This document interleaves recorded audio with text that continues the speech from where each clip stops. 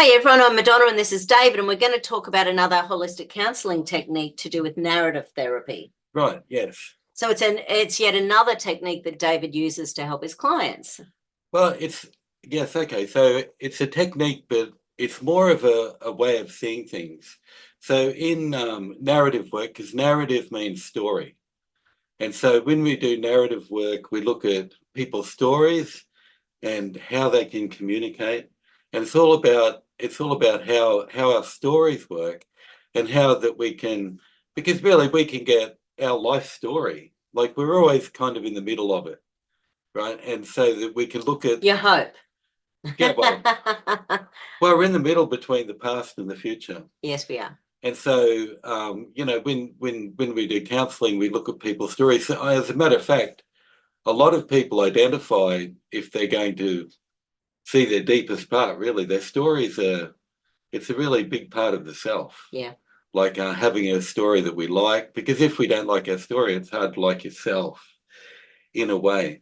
But in communication, so with all sorts of medical things and therapy things, we have like disorders, right? But in dialogical theory, which is about dialogue theory, which is a part of narrative work, it's the idea that a disorder is a breakdown in communication in one way or another. So breakdown in communication, and then within the family therapy. Do you mean a disorder like anxiety or depression or? That's right. Except we're looking at the disorder in terms of how communication works. Right. Because often if that's corrected, a lot of other things correct automatically. Right. So basically, because a lot of narrative work comes out of family therapy, which is sort of different to individual therapy because it's more systemic. And so with what would be considered to be a disorder, a breakdown in communication, is either somebody disengaging in communication with you or somebody interfering with communication. Right. And so in all sorts of things that we'd look at in family systems, you'd have, because in family systems, the problems are the same thing. So they're either chaos, which will be arguing in your communication. Right, yes. Or cut-off, which is cutting someone off, or often even cutting them out of this systemic thing. Yeah. Like when in families, when one of the members gets in trouble and they get isolated, they actually get cut off from the family dialogue often. So everybody starts communicating and leaving them out. Right. Like that's a really common thing where somebody gets cut out. And in families where there's a particular scapegoat, if there's a golden child, there's probably going to be a scapegoat. The scapegoat gets cut out of the communications and the golden child will be leading the communication. Right. And so that's just in Stanley. And so when we look at things like communication breakdowns, there'll be cut-offs and there'll be chaos, just like in all other parts of systems. But the communication part is the important part because it's how we actually connect with people. And so that people can end up becoming isolated and disconnected, even without any chaos. Right. Like, so just say a family has an issue and you're the only person in the family who's a boy or a girl. Right. So just say in your family system, you've got your mum and your dad, right? And then just say and you're a girl and you've got all girls. There's only one guy in the family. And what that means is that maybe girls will have the tendency to do things like process trauma or grief in one way. But then guys have got a different way. And we know this because girls tend to do it more socially and talk it out more and go through it and, catch up. And so, whereas guys might just stick to themselves and process it internally. Right. So girls often have a more social way of processing, boys have a more internal way. And so as a guy in that family, everybody might be... Is there more depression in men than women? Well, that changes from time to time. There's more anxiety in women statistically. Yeah. Almost a third more. Yeah, right. Okay. Depression's increasing in men. So men's health problems are an increasing problem with men and depression. And a lot of those are structural things too. Like an example of a structural thing like that might be like in just say in a divorce. So if what was it? If so because in divorces often what'll happen will be usually the mum will leave but then get support from her mum.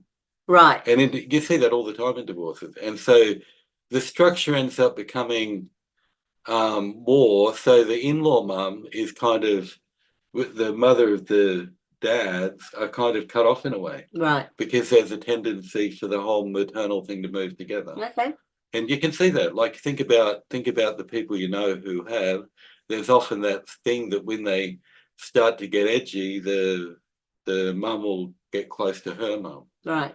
And that becomes, and then the communication moves over there, no longer central in the family, and probably away from the mum, from the mother of the dad. Right.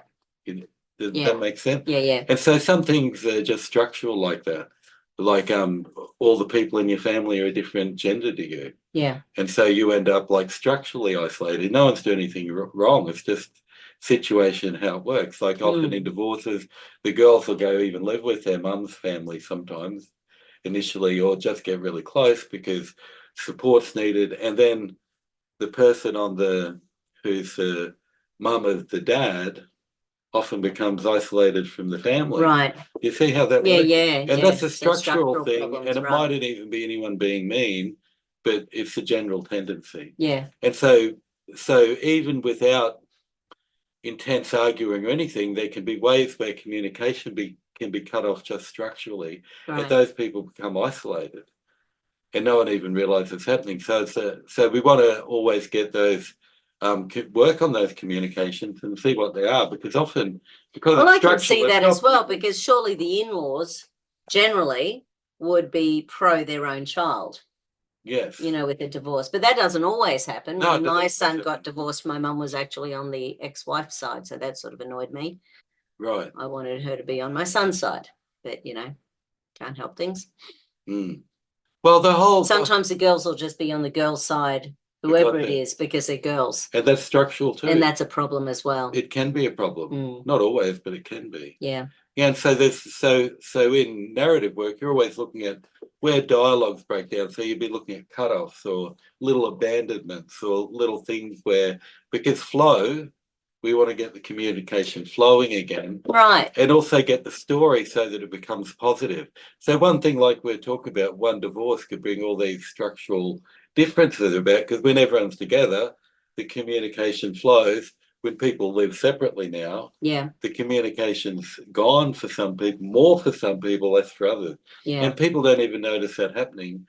And so you don't count all of the damage that things cause, the suffering, because we want to be aware of the suffering that not only, that's caused around us, and how to then re-author that and get the story going again, because story is like flow.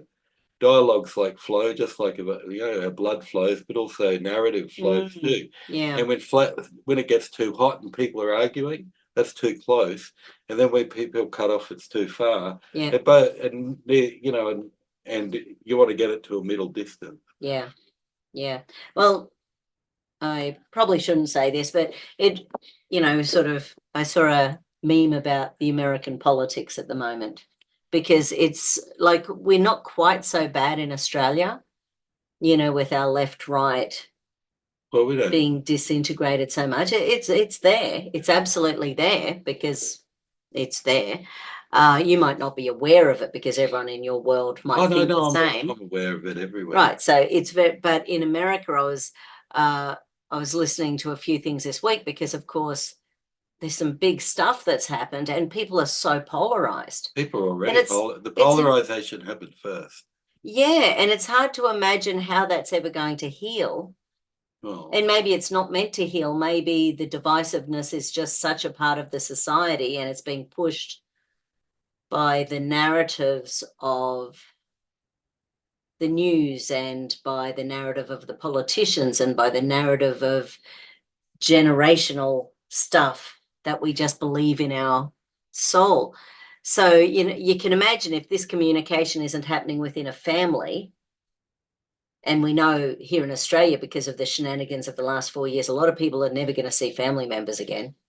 Well, is that bad? Yes, it is, Mm. when it's all based on lies and mistruths. And a lot of stuff is based on mistruths.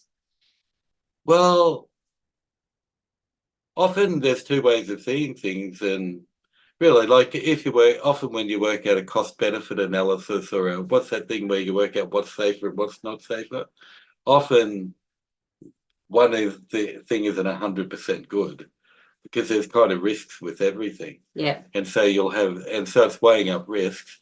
But the same thing happens in polarization in communication, is that there's cutoffs. Yeah. And anybody who takes a polarized position is participating in the cutoff. Yeah. Because it's not bringing dialogue, like, because, you know, in the people have started hurting each other, and, Yeah. you know, people were killed from the recent things. And it's kind of when the dialogue gets like that, because in family systems therapy and theory, the relationships in the family, like Murray Bowen pointed out, how those cutoffs and chaos are happening in family system is often reflected in the society of the time. Yeah.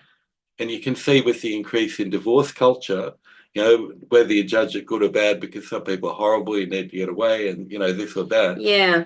But the same thing because what are the people seeing in their life? They're seeing 50% of people doing that. Yeah. In other words, and they're often messy. Yeah. Like, as you see them all around, they're messy and they're hurtful, and, Yeah. you know, so, and need repair afterwards. But society's doing that as well, and they're like polarized sides. So I'm wondering whether that's part of the communal energy. Of You course know, it is. so if a whole country is divided, or a whole state is divided, or a whole, you know, race, but I Well, don't think it's so much race. It's a breakdown in communication. It's a breakdown in communication. Therefore, it's a disorder. Yeah. And people, as long as people stay in their polarized rooms, Yeah. they're contributing to it. Yeah. To come to a complementary, because you can't talk to each other anymore. Just like when a family member cuts off or a family splits in half, people don't go back to the way they were talking to each other before it increases until the repair's done. Yeah. So just like in individual relationships or family relationships, people don't want to do the repair work. Yeah. Like, because if you hurt somebody, even if you're a parent, you want to repair it to get back, but the repair isn't happening.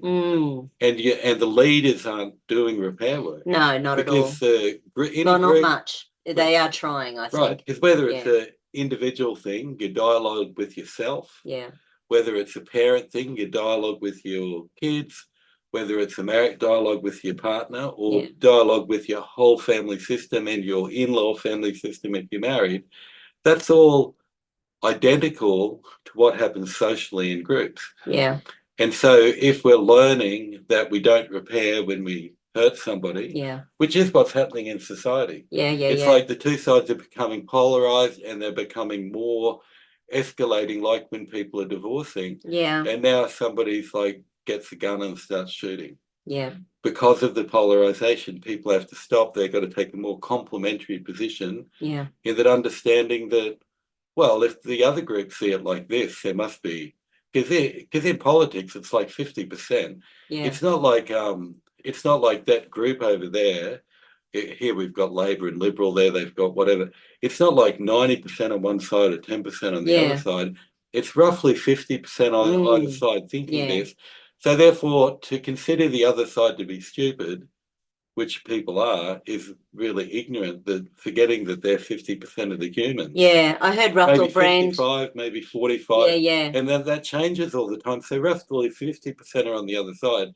So to just wipe them off is like wiping half your family off. And I heard Russell Brand say in an interview recently that obviously people are coming from a place where they truly believe what they're saying.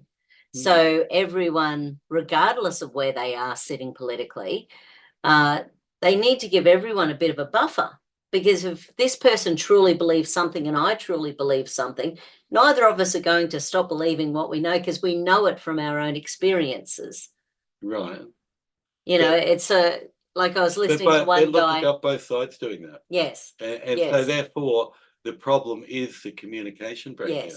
Yes. And which is And taking there's people who are pushing the anger and that dialogue on both sides. of lack of communication. Well, it's lack of empathy, Yeah. right? So to be able to talk to somebody on the other side, you need empathy. Yeah. Empathy takes creativity because you have to imagine yourself in someone's shoes. So if the polarization is increasing, what's decreasing is creativity. Yeah. And because creativity and healing is a big thing, because it's giving people options, and because people need options. So in therapy, you give them a whole bunch of different things that they might be able to try. Yeah. Because some things work for some people, some things don't work for Yeah. some. Even things that have got a 90% success rate means that 10% people it doesn't work Yes. for. And so, you always want to have a few things or refer some to somebody else if you don't have enough options. I had an interesting client the other day, and he's a ADHD boy, about 13 years old.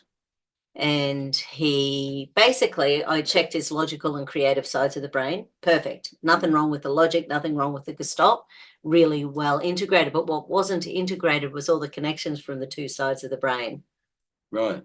Well, And it was really well, there you interesting. go. There's a dialogical problem, right? So, so the nerve pathways, the glial cells, the Which is a breakdown in mind communication. mental communication, the perineural pathways. Yeah, totally. But that's a breakdown in Within the communication. brain. And this poor kid, because he's ADHD, he gets so much going on in his head. Then he loses his lolly, and then he feels instantly sad and feels sad for days afterwards. Yeah, of course. Because, so when I was explaining to him, hey, your amygdala has 1/500th of a second to fire. So once you're already in that 0 to 100, he said, do you ever do that? And he said, yeah. And so at least he sort of has a bit of an understanding about it now. Well, it takes Darling time to kid. get that sort of stuff for kids Rewired. with ADHD. Yeah, well, you got to do a lot of practice, maybe breath work, all sorts of things to get that neural energy to get up to the top and round to the prefrontal cortex. Yes. Because this is the brakes. Yeah. This is the accelerator. Yeah. Yeah. Yeah, so communication, getting that dialogue going. Yeah, but it's listening actually. Yeah. Because you see the polarized people, what they're doing is not listening. Yeah. And because it's 50% approximately, they're not listening to half the people, so it must be wrong. Yeah.